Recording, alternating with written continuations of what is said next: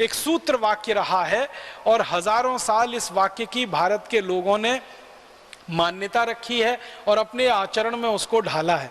यत्र नार्यस्तु पूज्यन्ते रमन्ते तत्र देवता।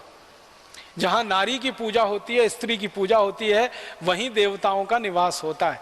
मूल रूप से ये भावना है, माने नारियों का स्थान इस देश में हमेशा नर से ऊंचा ही रहा है।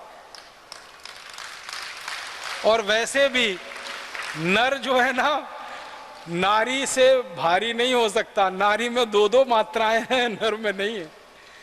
तो नारी हमेशा इस देश में नर के ऊपर रही है। और इस देश में जब जब परंपरा में, हमारी मान्यता में हम बात करते हैं, संवाद करते हैं, लक्ष्मी नारायण की बात करते हैं, राधा कृष्ण की बात करते हैं, सीता राम की बात करते हैं, राम सीता की बात कम होती है, नारायण लक्ष्मी की बात कम होती है, लक्ष्मी नारायण की बात होती है, सीता राम की बात होती है, माने उमा महादेव की बात होती है। तो हमारे यहाँ तो यही है, नारी तो हमेशा ऊपर है।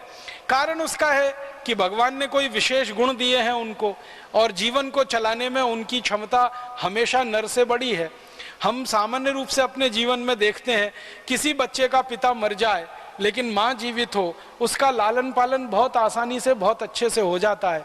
जिस बच्चे की माँ मर जाए, भले पिता जीवित हो, उसका लालन पालन होना बड़ा मुश्किल हो जाता है। जिसकी माँ चली गई, उस बच्चे को संस्कारों का मिलना बहुत मुश्किल हो जाता है। ये भारत में बहुत स्पष्ट दिखाई देता है। तो माँ का होना बहुत बड़ी बात है हमारे जीवन की प्रक्रिया में। इसलिए माँ का स्थान भी ऊंचा है इस देश में।